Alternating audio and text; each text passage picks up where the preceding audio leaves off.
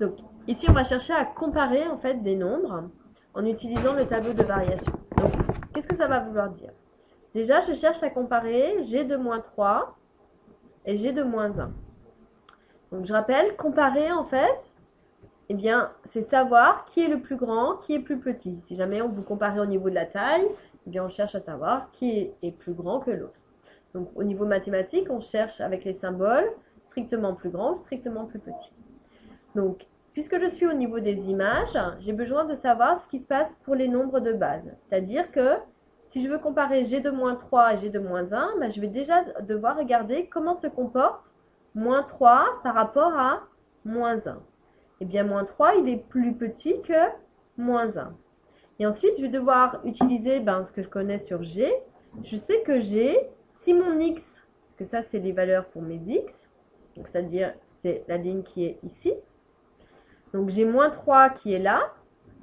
Forcément, moins 1, eh bien, il est entre moins 3 et 0. Il est situé quelque part ici. Donc je sais que sur cet espace-là, en fait, ma fonction, elle est décroissante.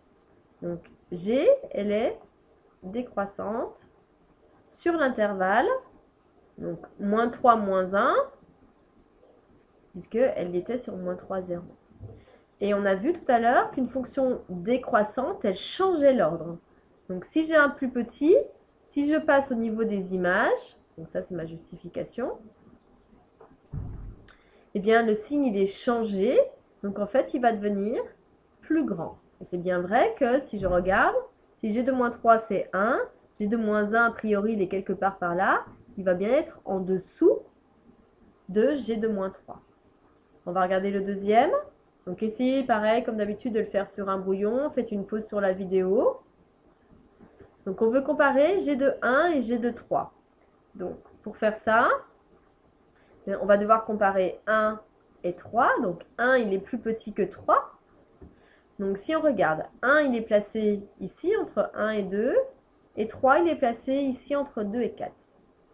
Alors ici on a un problème. Puisque ma fonction elle est croissante d'un côté où il y a le 1. Et elle est décroissante de l'autre côté où il y a le 3. Donc ici c'est un cas de figure où en fait on ne peut pas répondre. Il faudra avoir un graphique. Parce qu'en fait j'ai deux variations et je ne connais pas les images. Alors on va regarder le suivant. On va regarder g de 2 et g de 3. Donc g de 2, on va devoir comparer les x déjà, c'est-à-dire 2 et 3. Eh bien 2, il est plus petit que 3.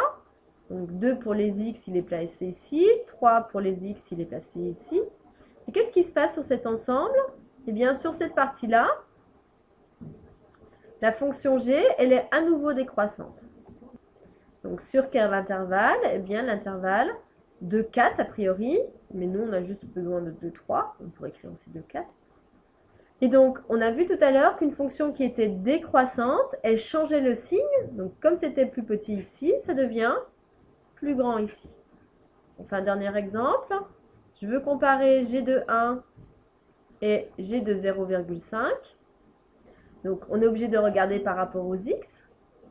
Donc 1 et 0,5, eh bien c'est 1 qui est plus grand que 0,5. Si je regarde dans mon tableau, eh bien 1 il est ici, 0,5 eh bien, il est juste là, entre tous les deux. Donc qu'est-ce qui se passe sur cet ensemble? Eh bien sur cet ensemble, la fonction g, elle est croissante. Elle est croissante sur l'intervalle. Alors on fait attention, dans l'ordre, on lit toujours de la gauche vers la droite, hein, c'est l'intervalle 0,5, 1. Donc si elle est croissante, on avait vu qu'une fonction croissante, elle conservait l'ordre. Donc si c'est plus grand ici, c'est plus grand ici. Donc ici, c'est un hasard, hein, que tous les signes sont de la forme plus grand. On peut avoir des fois aussi des signes inverses.